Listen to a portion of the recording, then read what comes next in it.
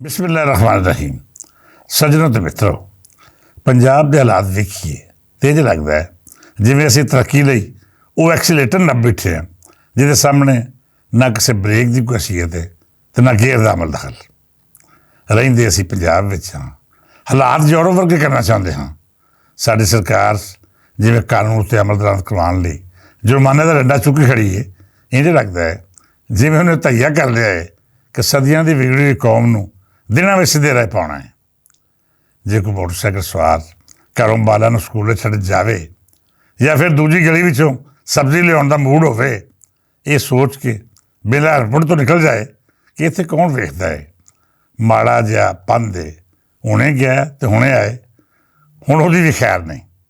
ਜੇ ਕਿਤੇ ਬਿਨਾਂ ਹੜਬੜ ਪਾਇਓ ਕਿਸੇ ਟ੍ਰੈਫਿਕ ਪੁਲਿਸ ਦੇ ਅਧਿਕਾਰ ਦੀ ਨਜ਼ਰ 'ਚ ਆ ਗਿਆ ਜਾਂ ਫਿਰ ਕਿਸੇ ਕੈਮਰੇ ਨੇ ਫੜ ਲਿਆ ਤਾਂ ਸਮਝ ਲਵੋ ਲੰਮਾ ਹੀ ਜੁਰਮਾਨਾ।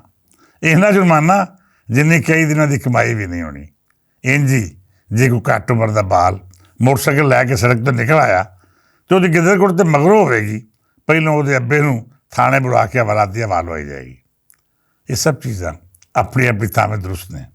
ਸਾਨੂੰ ਬਹੁਤ ਪਹਿਲਾਂ ਸਿੱਧੇ ਰਾਹ ਪੈ ਜਾਣਾ ਚਾਹੀਦਾ ਸੀ, ਪਰ ਅਸੀਂ ਉਨੀ ਤੀਕਰ ਬੰਦੇ ਦੇ ਪੁੱਤਰ ਨਾ ਬਣਨ ਦੀ ਕਸਮ ਖਾ ਰੱਖਦੇ ਹਾਂ ਜਦ ਤੀਕਰ ਸਾਡੀ ਧੌਣ ਵਿੱਚ ਦੋ ਲੱਗ ਨਾ ਜਾਣ। ਮੈਂ ਪਹਿਲਾਂ ਵੀ ਅਰਜ਼ ਕੀਤੀ ਕਿ ਮਰੀਅਮ ਸਰਕਾਰ ਹਾਲਾਤ ਨੂੰ ਠੀਕ ਕਰਨਾ ਚਾਹੁੰਦੀ ਹੈ। ਇਹਦੇ ਵਿੱਚ ਨਾ ਤਾਂ ਉਹ ਕੁਛ ਸਮਝੌਤਾ ਕਰ ਰਹੀਆਂ ਨੇ ਅਤੇ ਨਾ ਹੀ ਕਿਸੇ ਨਾਲ ਰਿਆਇਤ ਕਰਨ ਦਾ ਇਰਾਦਾ ਰੱਖਦੀਆਂ ਨੇ।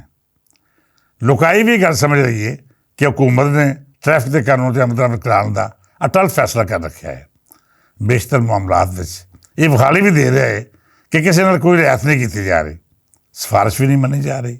ਅਤੇ ਲੋਕ ਕਿਸੇ ਤੋਂ ਫੋਨ ਕਰਵਾ ਕੇ ਨੀਵੀਂ ਹੋ ਕੇ ਨਿਕਲ ਜਾਂਦੇ ਸਨ, ਉਹ ਵੀ ਅੱਜ ਕੱਲ੍ਹ ਹੱਥ ਵਿੱਚ ਚਲਾਨ ਦੀ ਪਰਚੀ ਫੜ ਕੇ ਲਾਈਨ ਵਿੱਚ ਲੱਗੇ ਪਹਾੜੀ ਦਿੰਦੇ ਨੇ। ਮੈਂ ਪਹਿਲਾਂ ਵੀ ਅਰਜ਼ ਕੀਤੀ ਸੀ ਕਿ ਹੁਣ ਇੱਕ ਵਾਰੀ ਫੇਰ ਆਖਾਂਗਾ ਕਿ ਸਾਡੀ ਕੌਮ ਹਾਲੇ ਤੀਕਰ ਇਹ ਤਸਲੀਮ ਕਰਨ ਨੂੰ ਤਿਆਰ ਨਹੀਂ ਹੋਈ ਕਿ ਕਾਨੂੰਨ ਦਾ ਡੰਡਾ ਸਭ ਨਾਲ ਬਰਾਬਰ ਸ਼ੁਰੂ ਕਰ ਰਿਹਾ ਹੈ। ਜੇਕਰ ਉਹਨੂੰ ਅਹਿਸਾਸ ਹੋ ਜਾਏ ਕਿ ਸਾਡੀ ਟ੍ਰੈਫਿਕ ਪੁਲਿਸ ਮਾੜੇ ਤਗੜੇ ਵਿੱਚ ਕੋਈ ਤਫਰੀਕ ਨਹੀਂ ਰੱਖਦੀ, ਫਿਰ ਯਕੀਨ ਕਰ ਲਵੋ ਕਿ ਆਪੇ ਹੀ ਟ੍ਰੈਫਿਕ ਕਾਨੂੰਨ ਦੀ ਪਾਬੰਦੀ ਕਰਨ ਲੱਗ ਪੈਣਗੇ। ਜਦ ਤੀਕਰ ਉਹਨੂੰ ਅਹਿਸਾਸ ਨਹੀਂ ਦਵਾਇਆ ਜਾਂਦਾ ਕਿ ਸਰਕਾਰ ਕਾਨੂੰਨ ਦੇ ਮਾਮਲੇ ਵਿੱਚ ਕਿਸੇ ਨਾਲ ਇਮਤਿਆਜ਼ੀ ਸਲੂਕ ਨਹੀਂ ਕਰੇਗੀ, ਉਦੋਂ ਤੀਕਰ ਨਾ ਤਾਂ ਵੱਡੇ ਜੁਰਮਾਨੇ ਅਤੇ ਨਾ ਇੰਤਹਾਈ ਸਖਤੀ ਕੰਮ ਆਏਗੀ। ਤਬਦੀਲੀ ਉਦੋਂ ਆਉਂਦੀ ਹੈ ਜਦੋਂ ਲੋਕ ਅੰਦਰੋਂ ਬਦਲਦੇ ਨੇ।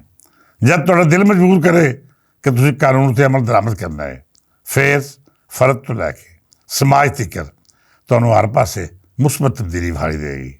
ਅਸੀਂ ਹਾਲੇ ਟ੍ਰੈਫਿਕ ਕਾਨੂੰਨ ਉੱਤੇ ਸਖਤੀ ਨਾਲ ਅਮਲ ਦਰਾਮਦ ਬਾਰੇ ਸੋਚਦੇ ਸਾਂ ਕਿ TV ਸਕਰੀਨ ਉੱਤੇ ਇੱਕ ਅਜਿਹੀ ਖਬਰ ਵਿਖਾਈ ਦਿੱਤੀ ਜਿਹਨੇ ਸਾਰੇ ਮਾਹੌਲ ਦੀ ਧੀ ਦੀ ਭੈਣ ਦੀ ਕਰ ਦਿੱਤੀ।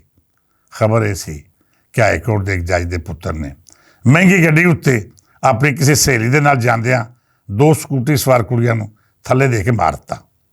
ਜੱਜ ਦਾ ਪੁੱਤਰ ਮੌਕੇ ਤੋਂ ਫਰਾਰ ਹੋਣ 'ਚ ਕਾਮਯਾਬ ਹੋ ਗਿਆ, ਪਰ ਪੁਲਿਸ ਨੇ ਕਮਾਲ ਜ਼ਿੰਮੇਦਾਰੀ ਦਾ ਸਬੂਤ ਦਿੰਦਿਆਂ ਹੋਇਆਂ 24 ਘੰਟੇ ਤੋਂ ਪਹਿਲੋਂ ਇਸ ਮੁਲਜ਼ਮ ਨੂੰ ਧੌਣੋਂ ਨੱਪ ਕੇ ਥਾਣੇ 'ਚ ਬੰਦ ਕਰਤਾ।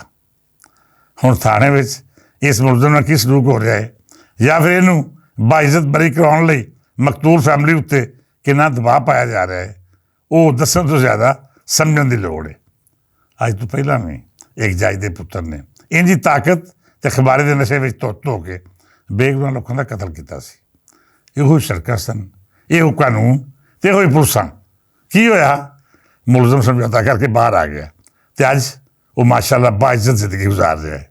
ਬੇਲੀਓ, ਇਸ ਕੇਸ ਵਿੱਚ ਵੀ ਇੰਝ ਹੀ ਹੋਣਾ ਹੈ। ਮੁਲਜ਼ਮ 4 ਦਿਨ ਬਾਹਰ ਦੀ ਥਾਵੇਂ ਅੰਦਰ ਸਰਕਾਰੀ ਖਰਚੇ ਉੱਤੇ ਮੌਜਾਂ ਮਾਰੇਗਾ ਅਤੇ ਫਿਰ ਅਖੀਰ ਇਸੇ ਸਕਰੀਨ 'ਤੇ ਅਸੀਂ ਵੇਖਾਂਗੇ ਕਿ ਮਕਤੂਲ ਬਾਲੜੀਆਂ ਦੇ ਖਾਨਦਾਨ ਨੇ ਰੱਬ ਦੇ ਨਾਂ ਉੱਤੇ ਮੁਲਜ਼ਮਾਂ ਨੂੰ ਮਾਫ ਕਰਤਾ।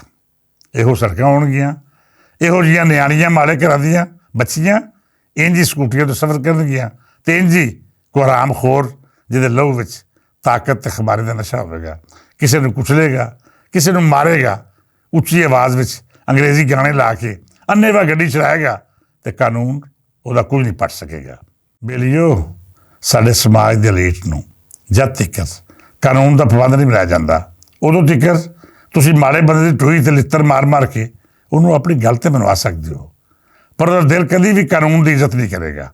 ਇਹ ਕਾਨੂੰਨ ਜਿਹੜਾ ਮਾੜੇ ਲਈ ਮੌਤ ਅਤੇ ਤਗੜੇ ਲਈ ਗੁਲਾਮ ਦੀ ਹਸੀਅਤ ਰੱਖਦਾ ਹੈ, ਇਹਨੇ ਆਪਣੀ ਬੇਤੁਕਲੀ ਦਾ ਸਮਾਨ ਆਪ ਕੀਤਾ ਹੈ। ਉਹ ਕਿਸੇ ਸਿਆਣੇ ਨੇ ਆਖਿਆ ਸੀ ਨਾ ਕਿ ਕਾਨੂੰਨ ਮਾੜੇ ਲਈ ਫੰਦਾ ਤੇ ਤਗੜੇ ਲਈ ਮੱਖੜੀ ਦਾ ਉਹ ਕਮਜ਼ੋਰ ਜਾਲਾ ਹੈ ਜਿਹੜਾ ਕਿਸੇ ਤਾਕਤਵਰ ਜਾਨਵਰ ਨੂੰ ਕਦੀ ਵੀ ਨਹੀਂ ਡਕ ਸਕਦਾ। ਮੈਂ ਮਰੀਮ ਨਵਾਜ਼ ਨੂੰ ਹਮੇਸ਼ਾ ਤੋਂ ਇੱਜ਼ਤ ਨਜ਼ਰ ਨਾਲ ਵੇਖਿਆ ਹੈ। ਮੈਂ ਸਮਝਦਾ ਹਾਂ ਕਿ ਉਹ ਪੰਜਾਬ ਨੂੰ ਆਪਣੀ ਸਿਆਸਤ ਦਾ ਅਜਿਹਾ ਚੈਲੰਜ ਸਮਝਦੀਆਂ ਨੇ ਜਿਹਦੇ ਪੂਰੇ ਹੋਣ ਨਾਲ ਉਹਨਾਂ ਦੀ ਸਿਆਸੀ ਕਾਮਯਾਬੀ ਮਸ਼ਰੂਤ ਹੈ। ਉਹ ਪੰਜਾਬ ਨੂੰ ਅਜਿਹਾ ਸੂਬੇ ਦੇ ਤੌਰ 'ਤੇ ਪੇਸ਼ ਕਰਨਾ ਚਾਹੁੰਦੀਆਂ ਨੇ ਜਿਹਦੀ ਮਿਸਾਲ ਤੀਜੀ ਦੁਨੀਆ ਦੇ ਕਿਸੇ ਵੀ ਮੁਲਕ 'ਚ ਫਾੜੀ ਨਾ ਦੇਵੇ। ਇਹੋ ਵਜ੍ਹਾ ਹੈ ਉਹ ਨਾ ਤਾਂ ਕਿਸੇ ਨੂੰ ਮਾਫੀ ਦੇ ਰਹੀਆਂ ਨੇ ਤੇ ਨਾ ਹੀ ਕਿਸੇ ਦਾ ਕੋਈ ਰਿਆਇਤ ਕਰ ਰਹੀਆਂ ਨੇ। ਨਵਾਜ਼ ਲੀਗ ਦੇ MPA ਵੀ ਇਹ ਸ਼ਿਕਾਇਤ ਕਰ ਰਹੇ ਨੇ ਕਿ ਸਾਡੀ ਮਰੀਮ ਬੀਬੀ ਤੱਕ ਰਸਾਈ ਨਹੀਂ ਹੋ ਰਹੀ।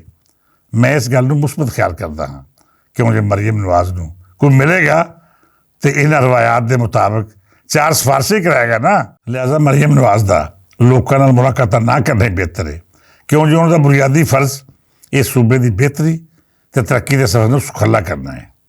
ਪਰ ਇਹ ਸਾਰੀਆਂ ਗੱਲਾਂ ਉਦੋਂ ਬੇਮਾਨੀ ਹੋ ਜਾਂਦੀਆਂ ਨੇ ਜਦ ਅਸੀਂ ਇਹ ਵੇਖਦੇ ਹਾਂ ਕਿ ਸਾਡਾ ਕਾਨੂੰਨ ਸਿਰਫ ਔਰ ਸਿਰਫ ਮਾੜੇ ਨੂੰ ਲੰਮਿਆਂ ਪਾ ਕੇ ਉਹਦੀ ਟੂਈ ਲਾਲ ਕਰਨ ਤੱਕ ਮਾਦੂਦ ਹੈ। ਉਹ ਤਗੜੇ ਨੂੰ ਹੱਥ ਪਾਉਣ ਲੱਗਿਆ ਡਰਦਾ ਵੀ ਹੈ ਤੇ ਜੇਕਰ ਹੱਥ ਪਾ ਲਵੇ ਫਿਰ ਉਹਦੇ ਨਾਲ ਅਜਿਹਾ ਸਲੂਕ ਕਰਦਾ ਹੈ ਜਿਹਦੇ ਨਾਲ ਤਗੜਾ ਨਾਰਾਜ਼ ਨਾ ਹੋਵੇ। ਇਹ ਰਵੱਈਆ ਮਰੀਮ ਨਵਾਜ਼ ਦੀ ਕਾਮਯਾਬੀ ਵਿੱਚ ਸਭ ਤੋਂ ਵੱਡੀ ਰੁਕਾਵਟ ਹੈ। ਜੱਜ ਦੇ ਪੁੱਤ ਨੇ ਇਸਲਾਮਾਬਾਦ ਜਾਂ ਕਿਸੇ ਹੋਰ ਸ਼ਹਿਰ ਵਿੱਚ 2 ਬਾਲੜੀਆਂ ਦਾ ਕਤਲ ਕੀਤਾ ਤੇ ਫੜਿਆ ਗਿਆ। ਯਕੀਨੀ ਤੌਰ 'ਤੇ ਉਹ ਰਿਹਾ ਵੀ ਹੋ ਜਾਏਗਾ। ਪਰ ਤੁਸੀਂ ਕਦੇ ਸੋਚਿਆ ਕਿ ਪੰਜਾਬ ਵਿੱਚ ਕਿੰਨੇ ਅਜਿਹੇ ਲੋਕ ਨੇ ਜਿਹੜੇ ਤਾਕਤ ਦੇ ਨਸ਼ੇ ਵਿੱਚ ਚੂਰ ਹੋ ਕੇ ਰੋਜ਼ ਦਿਹਾੜੇ ਮਾੜਿਆਂ ਨੂੰ ਆਪਣੇ ਪੈਰਾਂ ਥੱਲੇ ਕੁਚਲਦੇ ਨੇ। ਰੋਜ਼ ਕਮਜ਼ੋਰ ਆਦਮੀ ਮਰਦਾ ਹੈ, ਉਹਦੀਆਂ ਖਾਸ਼ਾਤ, ਉਮੀਦਾਂ ਤੇ ਖ਼ਾਬਾਂ ਦਾ ਕਤਲ ਹੁੰਦਾ ਹੈ, ਪਰ ਕਾਨੂੰਨ ਲਈ ਉਹਦਾ ਵਜੂਦ ਅਹਿਮੀਅਤ ਰੱਖਦਾ ਹੈ ਤੇ ਨਾ ਜਜ਼ਬਾਤ। ਛੋਟੇ ਛੋਟੇ ਫਰਾਉਨ ਹਰ ਰੋਜ਼ ਆਪਣੀ ਤਾਕਤ ਦੇ ਜ਼ੋਰ ਨਾਲ ਉਸ ਮਾੜੇ ਬੰਦੇ ਨੂੰ ਅਹਿਸਾਸ ਦਿਵਾਉਂਦੇ ਨੇ ਕਿ ਤੇਰੀ ਕੀ ਔਕਾਤ, ਤੂੰ ਕਿਸੇ ਕਮਜ਼ੋਰ ਕੀੜੇ ਮਕੌੜੇ ਤੋਂ ਵੱਧ ਅਸੀਅਤ ਨਹੀਂ ਰੱਖਦਾ। ਜਿਸ ਦਿਨ ਮਰੀਮ ਨਵਾਜ਼ ਨੇ ਇਹ ਰਵੱਈਏ ਖ਼ਤਮ ਕਰਤੇ, ਕਾਨੂੰਨ ਸਭ ਲਈ ਬਰਾਬਰ ਹੋ ਗਿਆ, ਕਿਸੇ ਨੇ ਕੋਈ ਰਿਆਇਤ ਨਾ ਕੀਤੀ ਤੇ ਫਿਰ ਵੱਡੇ ਵੱਡੇ ਜੁਰਮਾਨੇ ਕੀਤੇ ਬਗੈਰ ਹੀ ਕੌਮ ਸਿੱਧੇ ਰਹਿ ਪੈ ਜਾਏਗੀ। ਕਾਨੂੰਨ ਦਾ ਇਹਤਰਾਮ ਵੀ ਹੋਏਗਾ ਤੇ ਇਹ 'ਤੇ ਅਮਲ ਦਰਾਮਦ ਕਰਵਾਉਣ ਲਈ ਕੋਈ ਡੰਡਾ ਵੀ ਨਹੀਂ ਵਰਤਣਾ ਪਏਗਾ। ਇਸ ਦੁਆ ਨਾਲ ਇਜਾਜ਼ਤ ਦਿਓ ਕਿ ਰੱਬ ਸੱਚਾ ਸਾਡੇ ਦੇਸ਼ ਦੇ ਹਰ ਜੀਅ ਨੂੰ ਆਪਣੇ ਹਿਫਜ਼ੋ ਅਮਾਨ ਵਿੱਚ ਰੱਖੇ ਤੇ ਇਸ ਧਰਤੀ ਉੱਤੇ ਆਪਣੀ ਰਹਿਮਤ ਤੇ ਬਰਕਤ ਦੀ ਛਾਂ ਰੱਖੇ। ਇਜਾਜ਼ਤ ਦਿਓ, ਫਿਰ ਮਿਲਾਂਗੇ। ਰੱਬ ਰੱਖਾ।